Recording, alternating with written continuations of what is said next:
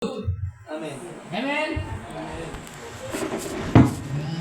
God is so good. He's so God is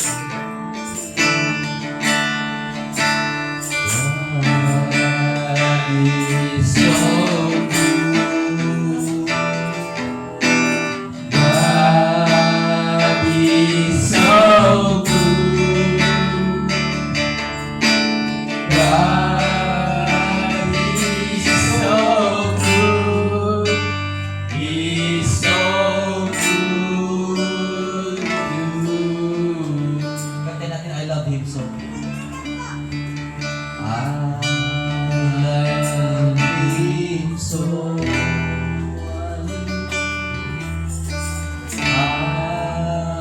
love Him so. I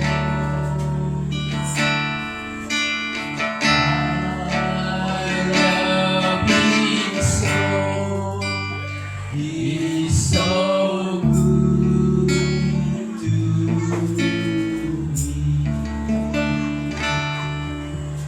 Hallelujah, hallelujah, amen, hallelujah. Yes, O Lord, we know, O Lord, that you are so good to us, O Lord God. Yes, O Lord. We praise you, O Lord God. We praise you, O Lord. Hear us when we call, O God of our righteousness. Amen, Lord. Know us, enlarge us when we are in Yes, this yes, grace. Have yes. mercy upon us. In hear our prayers, Yes, O Lord Lord. God. O Lord, nandito kami ngayon, O Lord God, dahil sinabi ninyo sa Yes. inyo. Mga salita, call unto me, and I will answer thee. Show thee great and mighty things which thou knowest not. Therefore, O Lord, nandito kami ngayon, O Lord God, tumatawag sa inyo. O Lord God, samahan ninyo kami ngayon, O Lord God, sa aming pag-aaral ng iyong mga salita. Kayo pang mamuna sa amin. Kayo pang magbigay ng mga revelasyon na sa ganang maunawaan namin sa aming puso at isipan ang mga bagay na nais ninyo parating sa amin ngayon, O Lord God. O Lord, we thank you in Jesus' name. Amen. Nasa pangalawang week para tayo ng ating team na Life and Death Depends on the Tongue. Ganun ba yun? Life and Death. Ang topic kasi natin ay the power of tongue. Malakas ba ang power ng ating tongue? Ang ating, sabi doon, the most common form of self-deception is the way we talk. The most common form of self-destruction at self-deception. The most common is the way we talk. The most common form ng panlilin lang daw ay yung kung paano tayo magsalita. Kung paano tayo magsalita. Kung minsan kasi pag nagsasalita tayo, akala natin wala lang. Kung minsan pag nagsasalita tayo, akala natin okay lang. Kung minsan pag nagsasalita tayo, akala natin na i-express natin yung talagang sa loobin natin. Pero yung pala, kung minsan pag nagsasalita na tayo, may mga nasasaktan na. Kung minsan pag nagsasalita na tayo, hindi natin nalalaman, nagyayabang na pala tayo. Kung minsan pag nagsasalita tayo, namamanipula natin yung mga bagay na yung deception nga, nalilin lang, nakakapanlin lang na tayo. Kung minsan, nakakapagsinungaling na tayo. At kung minsan, naitatatwa na natin ang ating Panginoong Diyos. Akala natin wala lang yung pagsasalita natin, pero malaking bagay pala yun. Napakalaking bagay. Sabi doon sa Proverbs chapter 10:19 nga. Ano nakalagay sa Proverbs chapter 10:19, sabi doon, huwag daw tayo masyadong magmarites. Ano nakalagay doon? Sa Tagalog yan. Ano ba nakalagay? Sa King James na.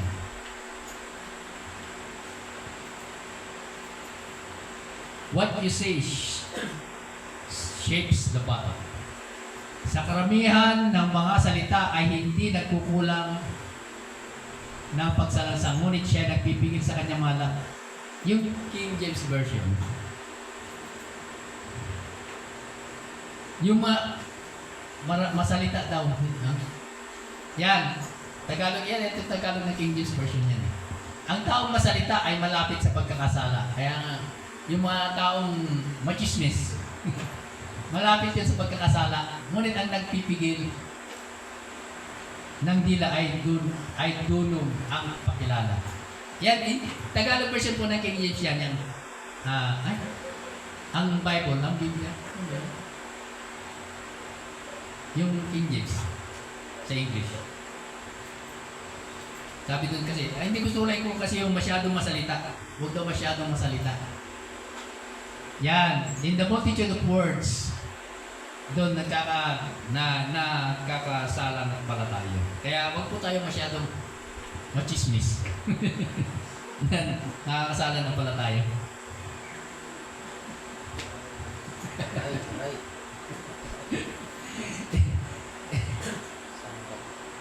Ang topic po natin ay what you say shapes the bottle. Kung ano na yung sinasabi natin, kung ano yung lumalabas sa ating mga salita sa bibig, ayun lang na doon nag-uumpisa yung ating bottle.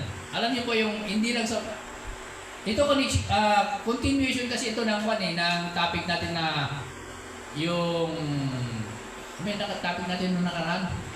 Warfare. Itong pagsasalita ay power of tongue, continuation ito nung topic natin na warfare. Kaya yung ating pagsasalita, doon nagsisimula yung ating battle.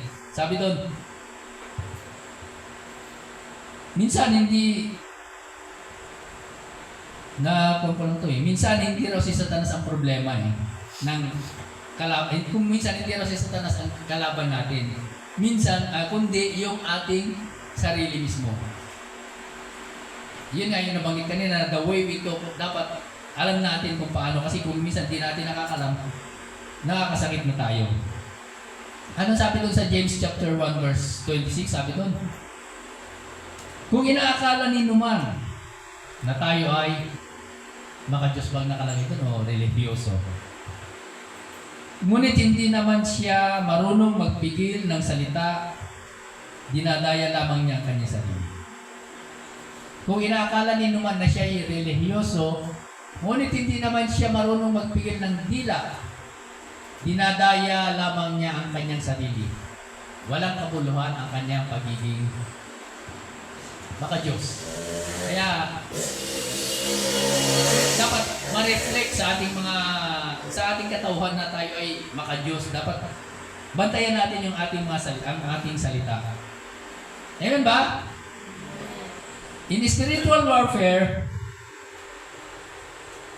may mga tao na palaging nananalangin. Marami. Kumisan nga, nananalangin sa madaling araw, sa gabi, sa bago matulog. Lahat ng madalas manalangin. May mga tao na ganyan. Marami. At lalo na yung mga Christian, Pero bakit hindi sila makapag-breakthrough? O yung mga panalangin nila ay hindi natutupad? Sabihin na natin. Ibig ba sabihin nun ay mahina yung kanilang pinananalanginan? Ibig ba sabihin mahina ang Diyos? Yung iba kasi nananalangin na nanalangin nga sila ngayon, taimtim yung kanilang panalangin. Pero after silang manalangin, paglabas nila ng pinto, nakakita sila ng hindi maganda, nawala na. O kaya biglang nagdalawang isip na sila. Ganon yun. Dapat pag nanalangin tayo, anong sabi doon? We don't doubt. Dapat hindi tayo nag-aalinlangan. Kumisa kasi pag nananalangin tayo, pagkatapos na natin manalangin, iisipin natin, kaya ibigay ni Lord yung pinag-pray ko sa Kanya. Ganun Ganun tayo Totoo pa rin kaya ni Lord yung pinag-pray ko sa Kanya. If we pray, we believe. Sabi nga ni Jesus Christ sa Mark chapter 11 verse 24. If we pray, We believe. Sabi doon. Mark 11:24.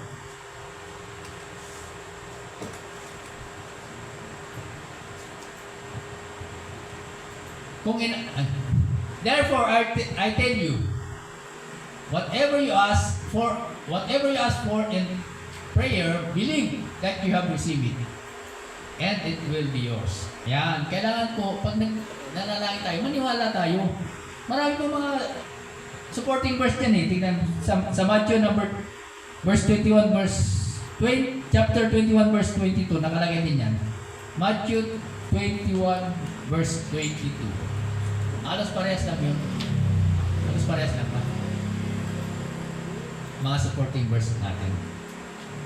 Ano mang hingin ninyo sa panalangin ay tatanggapin ninyo kung, yan po, kung maniniwala tayo. Sa James chapter 1, verse 6 to 8. Tingnan na natin yung mga supporting verse ano. Sa mga, dapat pag nanalangin tayo ay maniwala tayo. Santiago 1, 6 to 8.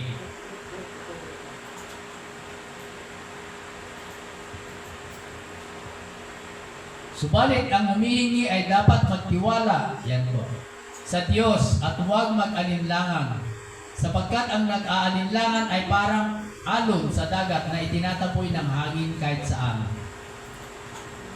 Huwag umasang tatanggap ng anuman mula sa Panginoon ang taong pabago-bago ang isip at hindi alam kung ano talaga ang nais niya. Yan po. Dapat, pag nananalangin tayo, pag humingi tayo ng pabor sa ating Panginoon, dapat diretso lang ang isip natin, huwag tayong sabi nga doon, yung parang alon na kung saan lang ihampas ng hangin, ay doon lang siya pupunta.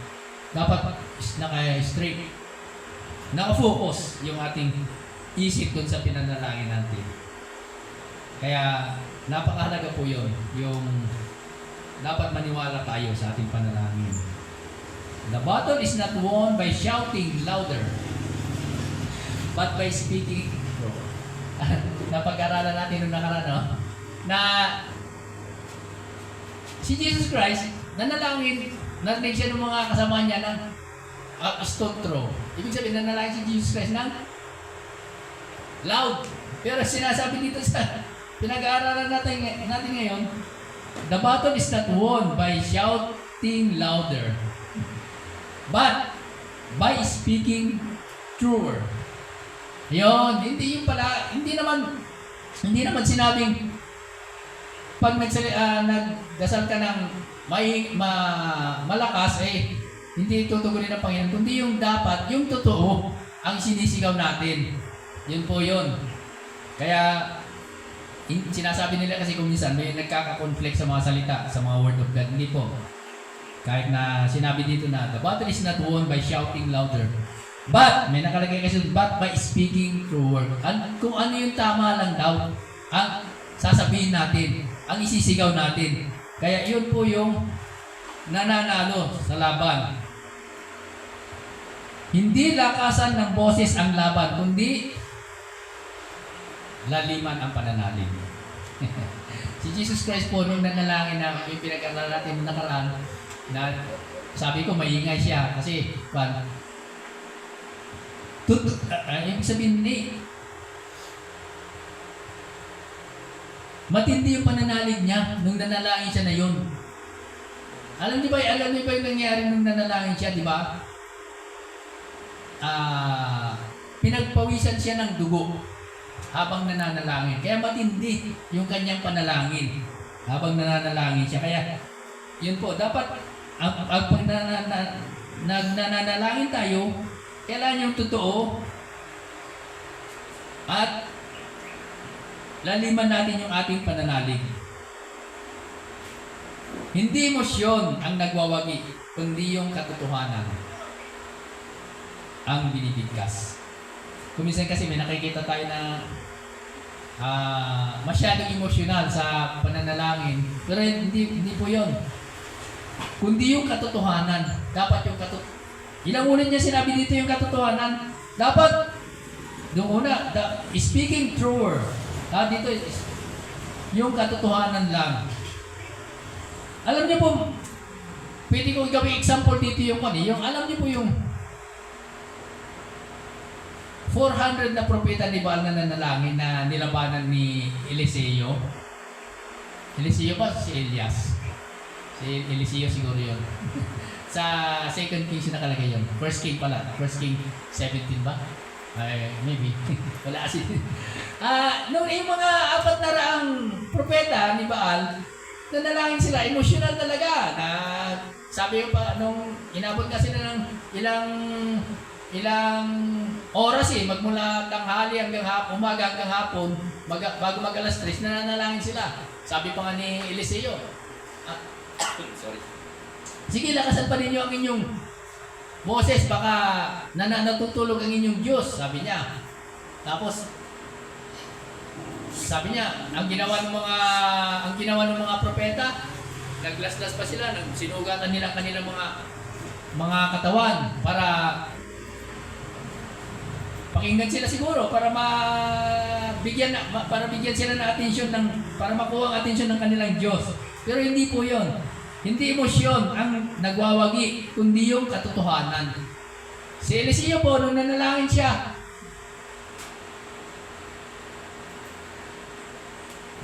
First King 17. Ewan ko na sa First King 7. Wala? Wala pang 17. Oh, na 17? First King? Chapter po. Oo. 1 to 5 na po. 1 King? First King. 17 po. Chapter 17. Now, 2 Kings. First King? Nung nanalangin si Eliseo,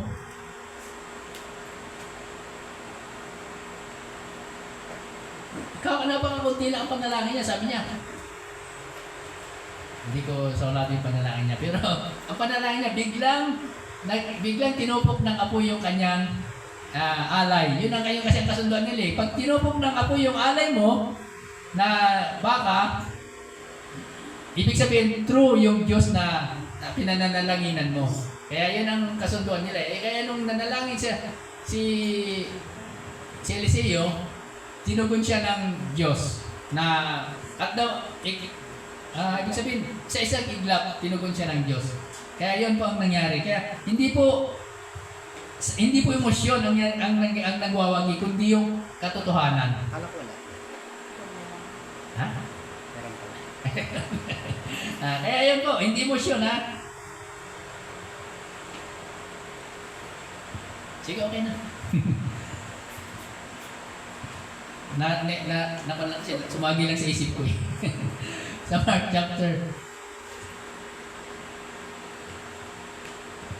chapter 11 verse 23. Ano sabi doon? Dapat walang doubt. Nandun na pala sa nakuha natin yung kanina. Dapat walang doubt. Kaya, pag nanalangin tayo, dapat walang doubt. Ano? Dapat totoo. Dapat kahit na hindi malakas kundi yung laliman yung pananalig.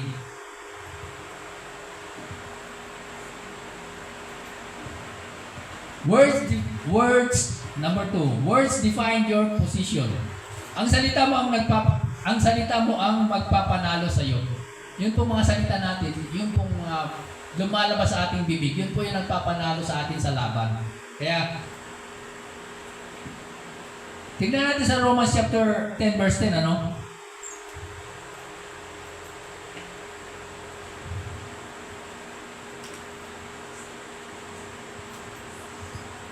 Romans chapter 10 verse 10. Ang nagpapayag sa kanyang bibig ay naliligtas.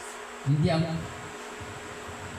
sapagkat sumasampalataya ang tao sa pamamagitan ng kanyang puso at sa gayon ay tinuturing na matuwid ng Diyos. Nagpapahayag naman siya sa pamamagitan ng kanyang bibig at sa gayon ay naliligtas. Yan po. Kung ano yung ipinapahayag po natin sa ating labi, sa ating bibig, yun ang nagiging sanhi po yun ng ating pagkakaligtas. Kung ano yung lagi nating binibigkas, kung ano yung lagi nating binabanggit sa ating mga pang-araw-araw na gawain, yun po yung nagliligtas sa atin. Yun po yung nagkakatotoo. Kaya, lagi natin sinasabi dito, pag nagde-declare tayo, pag nagde-declare tayo, nagkakatotoo po yun, yung mga dinideclare natin. Yun po ang power of tongue. Hindi lang paniniwala. Kailangan ay may deklarasyon. Yan. Sa English version kasi nakalagay dyan, declare what he declare. Hindi lang paniniwala po. Dapat ipahayag natin. Dapat i-declare natin yung mga bagay na yon. Kaya tayo, kahit na naniniwala tayo, ay gagawin ng Lord yan sa akin. Gagawin ng Lord yan. Pero napakalaga din po yung i-declare natin. Napakalaga po yung sasabihin natin. Bibigkasin pala natin. Napakalaga po yun. May sinabi, may nilagay ditong contrast illustration sa, alam niyo po palagay ko alam na natin ito, yung si Joshua at saka nung panahon ni Moses, kilala natin si Joshua, di ba? Kilala natin. Nung panahon ni Moses,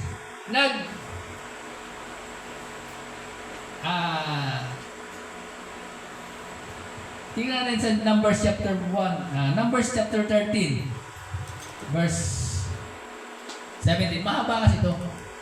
Kaya ikukumpun na lang. Si Moses, nung panahon nila, nung nasa ilang sila, bago nila sakupin yung lupang pangako, nagpadala siya ng mga espiya. 12 po yung pinadala niyang espiya. Ngayon, si Numbers chapter 13, verse 17 to 32. Si Moses at saka si Caleb magpartner. At saka may 10, bawat tribo kasi nagkumuha siya ng isa na spy. Yung may 10 magkakasama na hindi, siguro, kanya-kanyang pangkat siguro, body-body. Kaya si Moses at saka si Joshua at saka si Caleb ang magka-body. Ano sabi doon? Basahin na natin para mas maganda. Bago lumakad ang mga espiya, sila ay pinagbilinan ni Moses, sanigid kayo dumaan, saka magtuloy sa kapuluran. Pag-aralan ninyo mabuti ang lupain, tignan ninyo kung malalakas o mahina ang mga tao roon, kung marami o kakaunti. Yan, pinag-aralan nila. Tapos sabi doon, magdala kayo ng mga sample ng mga produkto doon. Sabi doon, mga basi. Tapos, may nilagay pa nga dyan na kumuha sila ng isang buwig ng ubas na 2 tao ang nagbuhat. Yan, punong granada at igos. Kumuha sila ng isang buwig ng ubas na pinasan ng 2 tao. Pero sa atin, ang ubas, ginaganyan lang natin, di ba? Pero sa kanila, pinasan ng 2 tao. Ibig sabihin, palagay ko, more than 50 kilos siguro yun. Yung malamang. Sa atin, yung isang ganyan, baka wala pang 1 kilo eh. Sa kanila, ganon ganda yung lupain na yun. Gayon, kaya sinabi nila doon, totoo, nakita namin na the land is flowing with milk and flowing with honey and milk. Sabi nila doon. Yung kung itutuloy-tuloy natin yan, kaya maganda. Ang report ni Moses, tingnan natin sa Numbers 14, Numbers chapter 14. Ang report nila Moses at saka ni Joshua, lusubin na natin dahil ibibigay sa atin ng Panginoon yun. Sabi ni Joshua at saka si Caleb. Pero ang sabi ng mga 10, sabi nila, hindi natin kaya yung mga yun dahil malalaki sila. Kasi nandun yung mga lahi ni Akan. Malalaki sila, sabi niya, parang grasshopper lang tayo sa kanilang mga paningin. Sabi ngayon. Kaya, ibig sabihin, yung lumabas sa bibig nila Joshua at saka si Caleb, hindi pinaniwalaan ng mga tao. Kasi mas marami yung majority. Alam naman natin kung ano yung marami, yun ang pinapaniwalaan. Mas marami yung kumontra. Kaya, anong nangyari sa kanila? Yung verse, chapter 14, verse 1 to 11. Numbers. Anong nangyari? Kung titignan natin yung consequences nun, yung mga nagsabi na hindi natin sila kaya, wag silang lumusob ay hindi nakatawid doon sa lupang iyon. Pero si Joshua at saka si Caleb, dahil sinabi nila ay lulusubin, kakayanin nila, pinagpipilitan pa kanila Joshua at saka si Caleb na pumunta na lusubin na yun eh. Kaya lang, binantaan silang babatuhin ng mga taong yun. Tuloy natin. Nagalit nga dyan si Ikwan eh. Yan o, tanong ni Yahweh kay mo, hanggang kailan ako amakin ng taong ito? Kailan pa sila maniniwala sa akin? Samantalang nasaksihan siya. Tuloy natin. Sabi doon, padadalan ko sila ng salot. Sige. Yan, dito yan. At ito'y sasabihin nila sa mga taga-Kanaan. Alam din ng mga yun na ang Israel ang pinapatubayan ninyo. Alam nila kayong harap-harapang nagpapakita sa Israel ang bayang ito. Inyipay na sa pamagitan ng haligi. Alam nila yung kapangyarihan ng Diyos na ginawa sa kanila, pero hindi sila naniwala. Kaya yun ang pinaniwala ng mga tao. Kaya ang consequences niyan, nang nangyari, lahat sila na, sabi doon, may sinabi pa dyan sa mga sumunod na verse na magmula doon sa 20 years old pa taas at 20 years old pa baba, sila lang ang makakapasok. Yung mga 21 years old pa taas, lahat sila ay mamamatay, hindi makakapasok. Yun po ang sinasabi doon na kung ano yung words natin, yun ang nagdi-define ng position natin sa ating future.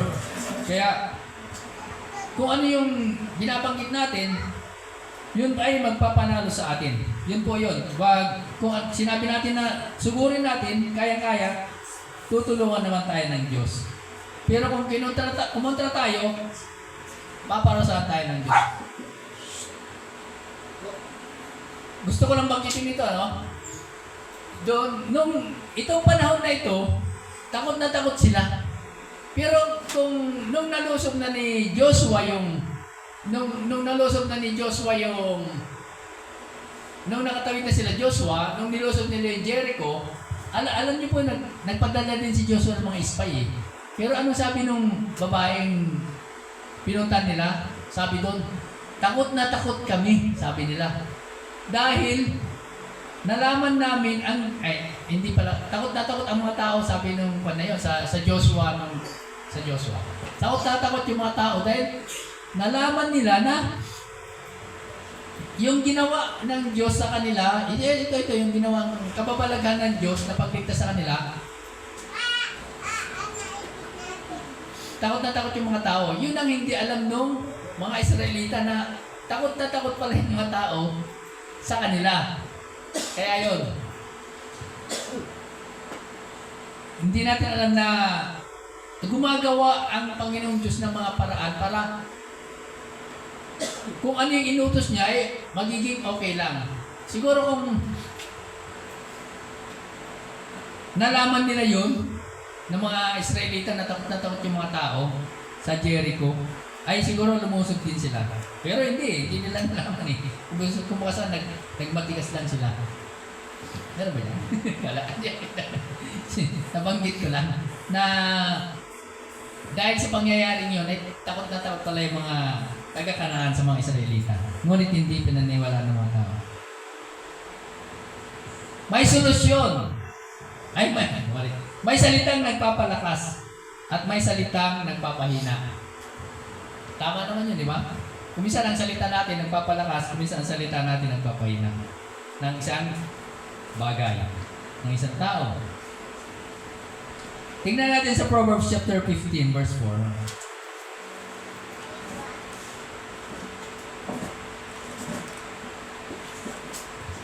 Proverbs chapter 15, verse 1.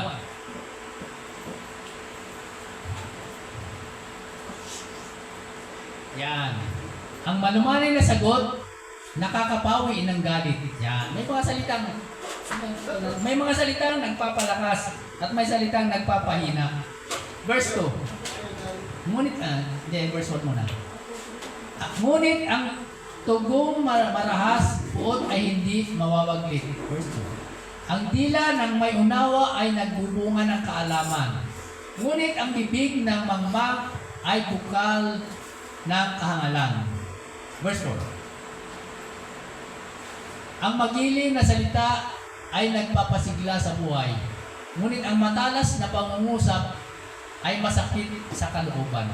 May mga salita na nagpapalakas, may mga salita na nagpapahina. Yan po yung number 2 natin. Anong ibig sabihin ng mga nabanggit natin na yan? Dapat maging aware tayo sa ating mga sinasabi. Dapat bilang Kristiyano, alam natin yung masama o alam natin mabuti. Alam natin yung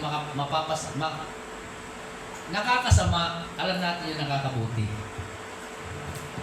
Kasi yun nga, ang bawat salita natin ay may nagpapalakas at may nakakabuti. At may example na naman yan sa Bible, may contrast illustration sa Bible niya. Si David po, ang laging namumutawi sa bibig po niya, si Haring David. Kilala natin si Haring David, di ba? Oo naman. Si Haring Saul. Oo, kilala natin. Magka-contrast kasi sila eh. Si Haring David, ang laging lumalabas sa kanyang bibig, laging papuri at pasasalamat sa Diyos. Alam naman natin yan, siya ang naggumawa ng halos lahat ng kanta ng Psalms 150 ang nakasulat sa Bible.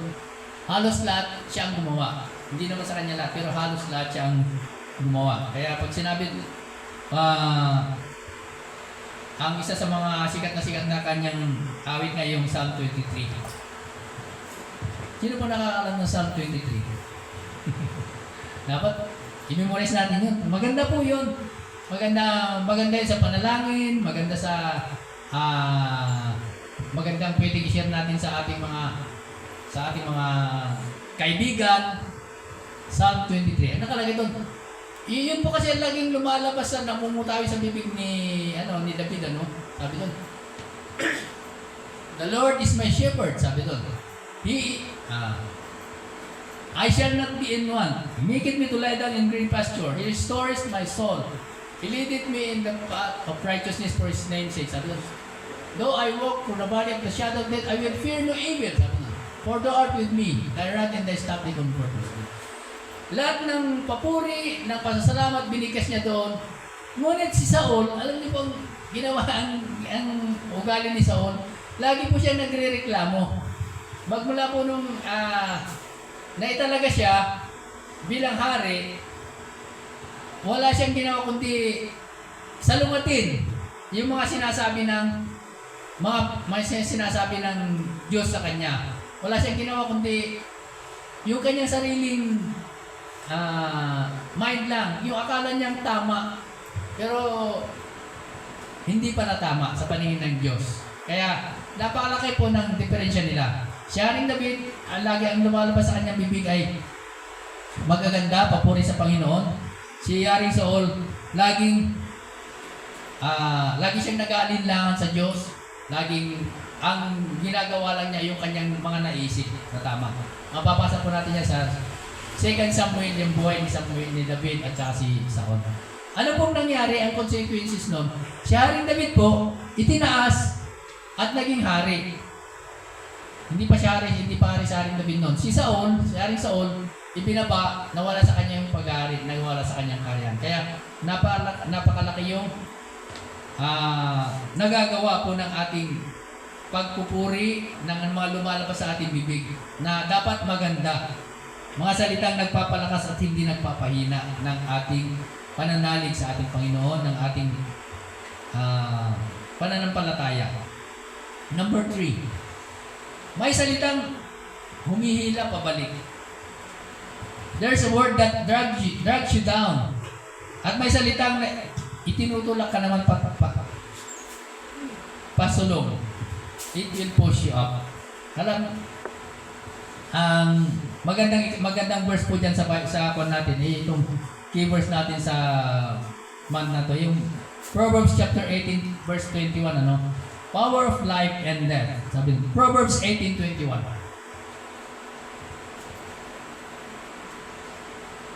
Kaya may salitang humihila sa iyo pabalik, may salitang itutulak ka pasulong. Sabi doon. Kaya, ang buhay at kamatayan ay sa tila nakasalalay. Yan po, ito po ang tin natin sa month na ito. Ang buhay at kamatayan ay sa tila nakasalalay. Makikinabang ng bunga nito ang dito ay nagmamahal. Kaya, may contrast illustration na naman ito sa Bible, sa Bible mismo. Iwan ko kung kilala niyo to. Kilala niyo si Ezekiel?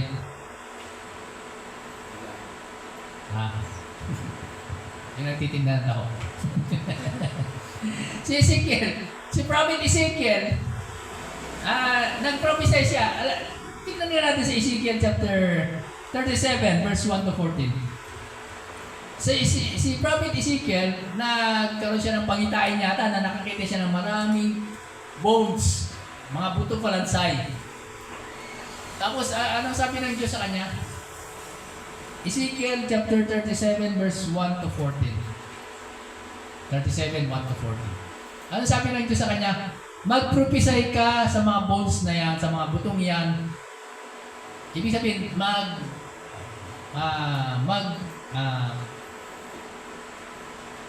mag-declare, mag-prophesy. Ibig sabihin, basta magsalita siya sa mga bones na yon.